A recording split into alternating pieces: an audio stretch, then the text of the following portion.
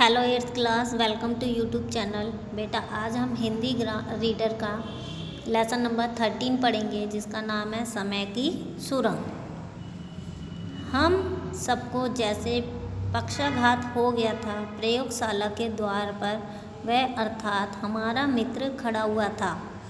उसके कोट पर धूल की परतें जमी थी, बाल बिखरे हुए थे, उसका चेहरा पीला पड़ा था। हमारा यह एक वैज्ञानिक था। उसने एक मशीन बनाई थी जिसका नाम रखा था टाइम मशीन। उसका दावा था कि उसकी यह मशीन काल की यात्रा करने में सक्षम थी। काल की यात्रा अर्थात उस मशीन पर बैठकर वह अतीत में यानी अपने पास्ट में जा सकता था, भविष्य की सैर कर सकता था।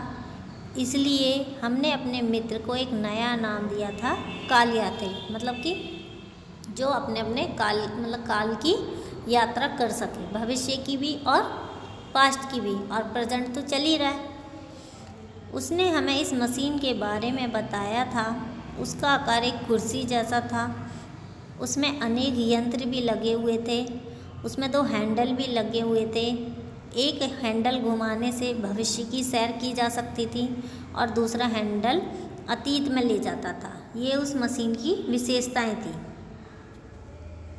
कालयात्री ने हमें आज भोज के लिए बुलाया था।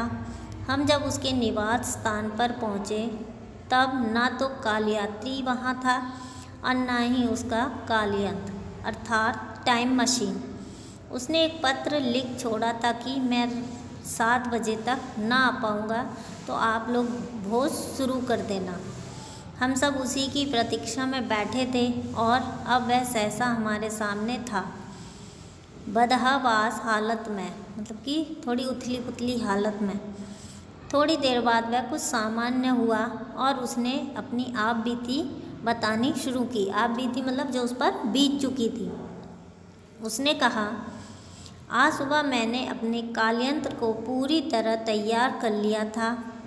अब उसका परीक्षण करना था। मैं कुर्सीनुमा कालयंत्र पर बैठ गया और मैंने भविष्य की यात्रा पर ले जाने वाला हैंडल खींचा। हैंडल खींचते ही प्रयोगशाला गायब हो गई। पल भर में दिन निकलता, पल भर में रात हो जाती। कालयंत्र में लगी घड़ी की सुइयां तेजी से घूम रही थीं। मैंने पल भर में 20वीं सदी पार कर ली थी, फिर 21वीं सदी और दूसरे पल में 22वीं सदी में पहुंच गया। मैंने सोचा इस तरह तो यात्रा का कहीं अंत नहीं होगा। मैंने हैंडल खींचा। अगले पल सैकड़ों बिजलियों के कड़कड़ाने की आवाज़ आई। मारे भय से मेरी आंखें बंद हो गई, मतलब डर की वजह से उसकी आंखें बंद हो गईं। कुछ देर बाद जब मेरी आंखें खुली तो मैंने खुद को एक हरे भरे मैदान में पाया। सामने एक विशाल मूर्ति थी। मिस्र के पिरामिडों के पास बनी स्फिंक्स जैसी मूर्ति के दोनों ओर पंख थे। मूर्ति से कुछ दूरी पर गगनचुंबी अट्टालिकाएं थीं, पर कहीं कोई व्यक्ति नहीं नजर आ रहा था।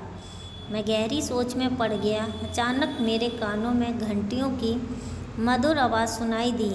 मैंने नज़रें उठाईं, देखा पंखदार मूर्ति के पास से कुछ लोग मेरी ओर चले आ रहे थे। थोड़ी देर में वे सब मेरे पास आ गए। उनकी आंखों में आश्चर्य था। वे बेहद सुंदर थे। वे मुझे छूने के लिए आगे बढ़े। वे आपस में बातें भी कर रहे थे, पर उनकी भाषा मेरी समझ में नहीं आ रही थी। हाँ, उनकी आवाज़ बेहद मीठी थी, बच्चों जैसी। उनमें से एक ने सूर्य की ओर संकेत कर मुझसे इशारे से पूछा, क्या मैं सूर्य से आया हूँ? मैं हंस पड़ा। इतने में एक व्यक्ति ने मेरे गले में फूलों का हार डाल दिया। फिर उन्होंने मुझे पास बनी अट्टालिका की ओर चलने का इशारा किया। यह अट्टालिका संगमरमर की थी। दीवारों पर बनी खिड़कियों में काले काले मोटे पर्दे टंगे हुए थे। उस समय वहाँ लगभग 100 लोग थे। वे सब फर्श पर बैठे थे। उनके सामने चौकियां थीं जिन पर सुंदर पात्रों में तरह तरह के फल रखे हुए थे। वे सब बच्चों जैसे थे, खिलखिलाकर हंसते, बातें करते। वे मेरी ओर उत्सुकता से देखते, कुछ बच्चों की तरह दौड़कर मेरे पास आते, मुझे छूते, फिर किलकारी मारकर लौट जाते थे, क्योंकि वो सब हाइट में छोटे छोटे थे। अगले दिन ढलने लगा था। मैं उन्हें छोड़कर बाहर निकल आया। उस विशाल इमारत की दूसरी ओर एक नदी थी। मैं नदी की ओर बढ़ गया। मुझे अनेक प्राचीन खंडर नजर आए। एक स्थान पर एक शेड था, इसके नीचे एक कुआं बना था। फिर मेरी नज़र पंखदार मूर्ति पर पड़ी और अगले ही पल में कांप गया। कारण ये था कि मेरा जो काल यंत्र था, यानी जो उसकी टाइम मशीन थी, वो गायब हो गई थी वहाँ से। मैं भयभीत हो उठा। काल यंत्र के बिना मैं अपनी दुनिया में कैसे लौटूंगा? काल यंत्र को मैं स्फिंक्स के पास छोड़ आया था, अब वह वहाँ नहीं था। किसने उसे गायब किया? किसने उसे चुराया? क्या उन नन्हे सुंदर लोगों ने? मैं इमारत में लौटा। सब लोग गहरी नींद में सोए हुए थे। मैंने एक व्यक्ति को जगाकर उससे पूछना चाहा, पर वह मेरी बात नहीं समझ पाया और वह फिर से सो गया। चारों ओर अंधकार था। मैं निराश हो गया। मेरी आंखों से आंसू आ गए, पर मैं कर भी क्या सकता था। जैसे तैसे रात बीती। सूरज निकलते ही मैं दौड़कर पंखदार मूर्ति के पास पहुंचा। मैंने देखा, जहां कालयंत्र रखा था वहां जमीन पर लकीर बनी हुई थी, मानो कुछ लोगों ने कालयंत्र को खींचा है। मैं उन निशानों के सहारे सहारे आगे बढ़ने लगा। आश्चर्य से ये निशान पंखदार मूर्ति की ओर गए थे। मैंने मूर्ति के चबूतरे को ठोका तो लगा कि भीतर से खोखला है। मुझे विश्वास हो गया कि मेरा कालयंत्र इसी चबूतरे के भीतर छिपाया है। मैं चबूतरे में बना गुप्त द्वार खोलने लगा। इसी बीच वे नन्हे सुंदर लोग भी इमारत से बाहर निकल आए थे, किंतु पंखदार मूर्ति के पास मुझे देखकर वे भयभीत हो गए थे।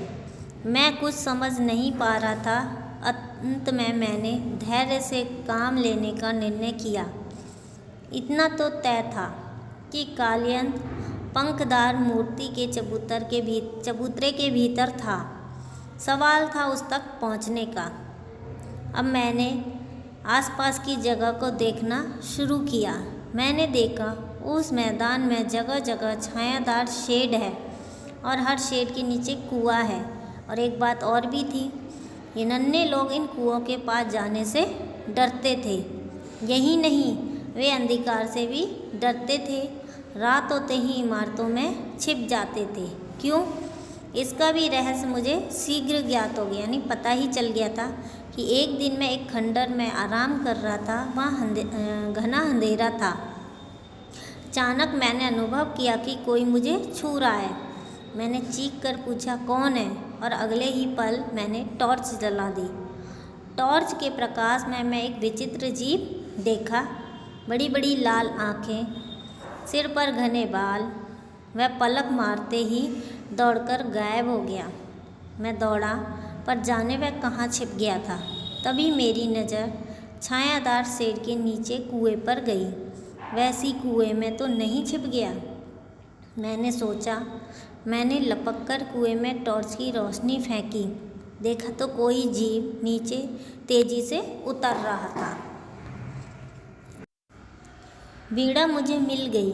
उसे लेकर मैं उस नीली इमारत की ओर बढ़ चला। वह नीली इमारत दरअसल एक पुरातत्व संग्रहालय थी। उसमें तरह तरह की वस्तुएं देखी। एक वस्तु हमारे ज़माने की भी थी। कांच की पेटी में एक माचिस की डब्बी रखी हुई थी। उसे देखते ही मैं खुशी से उछल पड़ा। मैंने कांच तोड़कर वह डिब्बी निकाल ली। इसी तरह एक पेटी में मुझे कपूर मिला। अब मैं मार्लॉक लोगों से संघर्ष के लिए तैयार था। एक स्थान पर मुझे लोहे का डंडा भी दिखाई दिया। उसे उठाते ही मुझ में दुगनी शक्ति आ गई। वीणा मेरी सारी कार्रवाई ध्यान से देख रही थी। मैं उसे लेकर इमारत के बाहर निकल आया। शाम ढलने लगी थी, अंधकार छाता जा रहा था और उसी के साथ साथ वीणा भैंसे पीली पड़ती जा रही थी। पर मैं निश्चिंत था, मैं उसे साहस भी बंधा रहा था। मैं जल्दी से जल्दी पंखदार मूर्ति के पास पहुंचना चाहता था। मुझे विश्वास हो गया था कि मेरा कालयंत्र उसी के नीचे छिपाकर रखा था। रात में मैंने घास इकट्ठी करके एक मिसाल बना ली, फिर सूखी घास लगा दी। आग देखकर वीणा प्रसन्नता से यानी खुशी से ताली बजाने लगी और मैं आगे बढ़ चला। सहसा अंधकार में मारलॉक लोगों ने मुझे घेर लिया। मुझे पास पाकर वीणा मारे भैंसे बेहोश हो गई। उसे मैंने कंधे पर उठाया, लोहे का डंडा घुमाता आगे बढ़ने लगा। अवसर पाकर मैंने माचिस की तीली भी जला ली। उसकी रोशनी देखते ही मारलॉक भाग खड़े हुए, पर तीली के बुझते ही फिर वो मुझ पर टूट पड़े।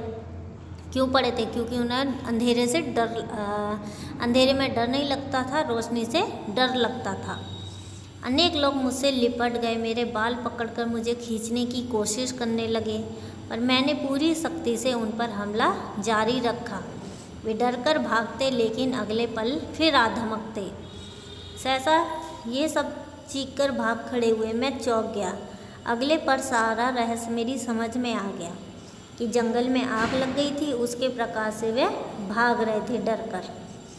मैंने किसी तरह वहाँ पर रात काटी। इस तरह भाग दौड़ में वीणा मुझसे बिछड़ गई थी। मैंने उसे खोजने की बहुत कोशिश की, पर वह नहीं मिल पाई।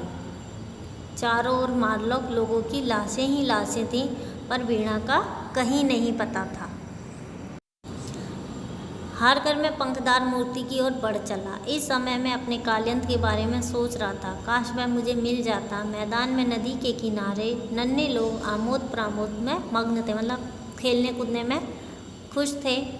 पंखदार मूर्ति के पास पहुंचते ही मैं चौंक गया। चबूतरे में एक द्वार निकल आया था।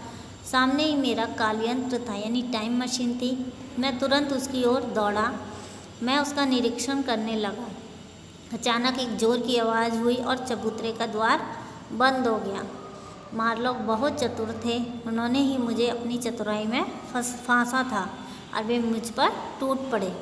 मैं जैसे तैसे कालयंत्र पर बैठा और मारलॉक मेरा इरादा भांप गए। वे कोशिश करने लगे कि मैं कालयंत्र का हैंडल ना खींच पाऊँ। उधर मेरे लिए यह जीवन मरण का प्रश्न था। मैंने पूरी शक्ति के साथ हैंडल घुमा दिया। कालयंत्र चल पड़ा।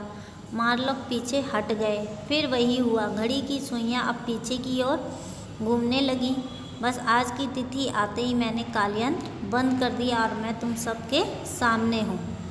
काल यात्री की आप बीती अविश्वसनीय थी, पर भरोसा करना कठिन था। पर हमें उनकी बातों पर विश्वास हो गया था, कारण उसने हमें कुछ फूल दिखाए थे, जो फूल हमने कभी भी नहीं देखे थे। उन फूलों की सुगंध भी विचित्र थी।